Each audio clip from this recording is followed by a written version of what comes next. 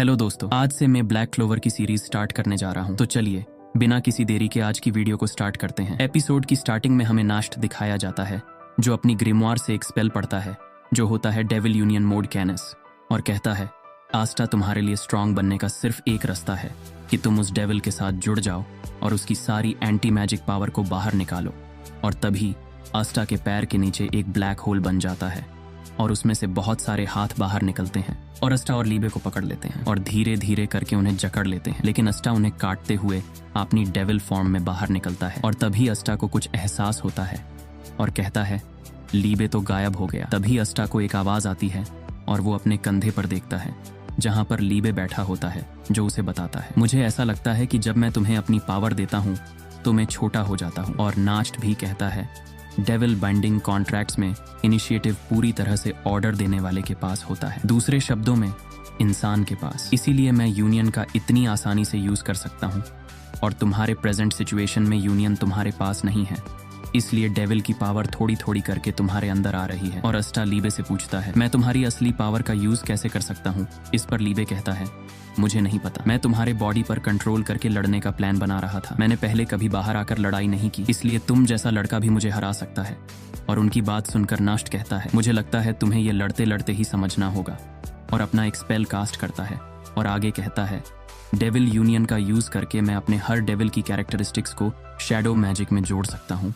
और वहां से बहुत सारे शैडो सोल्जर्स निकलते हैं और आस्टा ये देखकर पूरी तरह शॉक हो जाता है। और तभी आस्टा के पीछे से एक शैडो बाहर निकलता है और आस्टा पर अटैक कर देता है, लेकिन आस्टा उसके अटैक को अपनी सोर्ड से ब्लॉक कर लेता है। लेकिन आस्टा के पीछे वाले शैडो उस पर अटैक कर देते हैं, लेकिन आस्टा उनके अटैक से भी बचता है। तभी ऊपर से एक और शैडो आस्टा पर अटैक करता है और आस्टा उन सभी के अटैक को ब्लॉक करता है। तभी नास्ट कहता है जब तक तुम मुझे हरा नहीं देते ये शैडोज गायब नहीं होंगी। और अस्टा अपने मन में सोचता है तो उसके 4 डेविल्स के साथ कॉन्ट्रैक्ट है। इसका मतलब है कि वो इतनी बार मौत का सामना कर चुका है। और नाक्ट उसे बताते हुए कहता है तुमने डेविल के साथ सिमिलर कंडीशंस पर कॉन्ट्रैक्ट बनाया है, क्योंकि डेविल तुम्हारा सर्वेंट नहीं है, इसलिए उसकी 100% पावर का यूज करना तुम्हारे लिए आसान काम नहीं होगा। लेकिन यही रास्ता तुमने खुद चुना है, इसलिए उस पावर का यूज करके मुझे हराओ। और उसकी बात सुनकर एस्टा कहता है मैं अपनी लिमिट्स को सरपास करूंगा।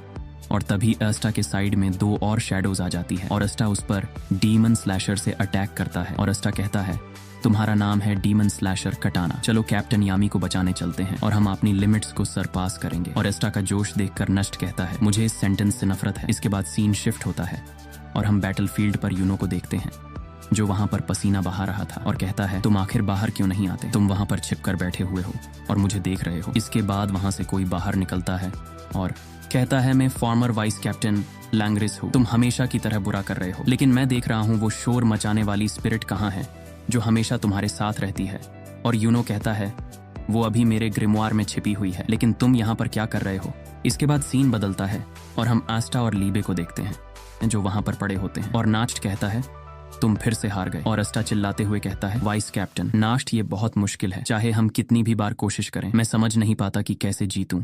और वो अपनी पूरी पावर से भी नहीं लड़ रहे थे। तो ये है पावर डेविल यूनियन की। लेकिन मैं ऐसा क्यों नहीं कर सकता। हालांकि जब मैं ब्लैक मोड में होता हूँ तो मुझे चोट लगती है, लेकिन साथ ही साथ लीबे को भी चोट लगती है, उसके साथ भी ऐसा होता है। और धीरे धीरे उस बॉक्स के पास जाता है और उसको खोलता है तो उसमें बहुत सारा खाना होता है और अस्टा उसे बहुत मजे में खाता है, लेकिन लीबे का कोई रिएक्शन नहीं होता।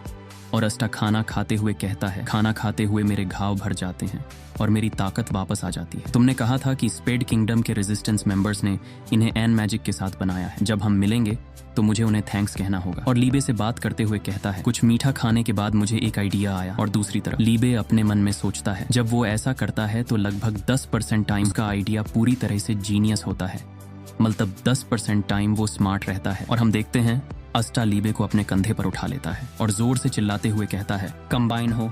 और लीबे फिर से अपने मन में कहता है 90% तो वो बेवकूफ है, और चिल्लाते हुए कहता है तुम 90% बेवकूफ हो। और अस्टा भी कहता है मैं इधर उधर नहीं घूम रहा हूँ, इस तरह लड़ने से हमारे दिल और शरीर एकजुट होने के करीब आ जाएंगे। और लीबे फिर से कहता है अगर ऐसा होता तो हम पहले मुश्किल में ना होते। और वो दोनों वहाँ पर लड़ने लग जाते हैं और नास्ट भी उन्हें ही देख रहा था और उसे अपना फ्लैशबैक याद आता है और उन दोनों के पास आते हुए कहता है अब बाकी लोगों से मिलने का टाइम है और पहले ही 2 दिन बीत चुके हैं। और अस्टा कहता है क्या कहा, 2 दिन मैं इस पर ध्यान नहीं दिया। और नास्ट कहता है अब मेरे पास कोई दूसरा रास्ता नहीं है और अपना स्पेल पढ़ने लग जाता है और आगे कहता है अगर तुम नहीं कर सकते तो यहीं पर मर जाओ। और उसकी बात सुनकर एस्टा का सिस्टम फिर से हैंग हो जाता है। तभी वो अपना स्पेल पढ़ता है, माना zone dark prison hunting ground. और आस्टा भी बहुत ज्यादा शॉक होता है। तभी उसके चेहरे पर एक जोरदार पंच लगता है और वो दूर जाकर गिरता है। लेकिन आस्टा खुद को संभालते हुए कहता है आखिर ये चीज है क्या, मैं उसकी की महसूस नहीं कर पा रहा, अब मैं उसके अटैक से कैसे बचूंगा। और नास्ट कहता है तुम्हारे पास पोटेंशियल था लेकिन फिर भी कितनी शर्म की बात है। और आस्टा पर बहुत सारे अटैक करने लग जाता है। आस्टा अपने मन में सोचता है डेथ डार्कनेस से मेरे पास आ रही है और मैं कुछ भी महसूस नहीं कर पा रहा, ये ट्रू टेरर है। लेकिन आस्टा खुद को हौसला देते हुए कहता है मैं नहीं मर सकता, मैं ये कर सकता हूँ। इसके बाद हम नास्ट को देखते हैं जो बहुत ज्यादा शॉक होता है और हम वहाँ पर डार्कनेस को देखते हैं।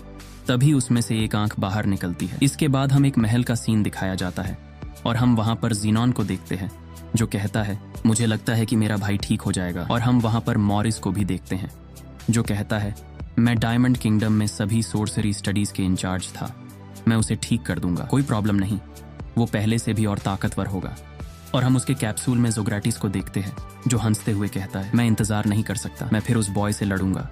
और हम देखते हैं उस कैप्सूल में आइस ही आइस भर जाती है। और मॉरिस कहता है सब कुछ बिल्कुल सही चल रहा है। और लोटस कहता है हाँ ये सच में बहुत बुरा है। और हम जोग्राटिस का बैडास लुक देखते हैं। इसके बाद हम उन दोनों को देखते हैं जो वहां पर कैद थे।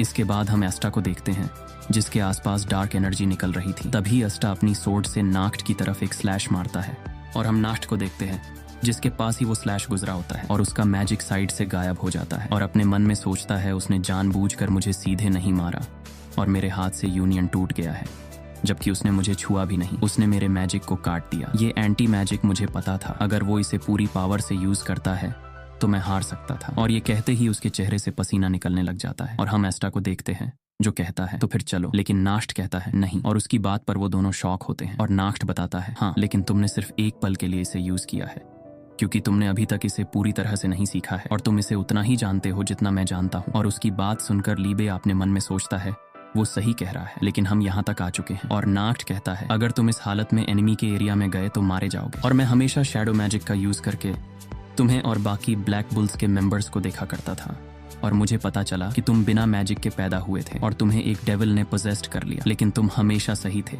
और मैं अपने गिमोडेलो डेविल को यहीं पर छोड़ दूंगा। और ये सुनकर उसके डेविल को शॉक लगता है और वहां से जाते हुए कहता है हम वहां पहुंचने तक जितना अच्छा हो सके उतना अच्छा करेंगे और अपनी पावर को पॉलिश करो और हमारे साथ ज्वाइन हो जाओ। और उसका गिमोडेलो डेविल कहता है मिस्टर नाक्ट एक मॉन्स्टर है। इसके बाद हम क्लोवर किंगडम को देखते हैं और वहां पर सभी मैजिक नाइट इकट्ठे हो जाते हैं और कहते हैं ऑल राइट लेट्स गो। और इसी के साथ ब्लैक क्लोवर का एपिसोड भी एंड होता है।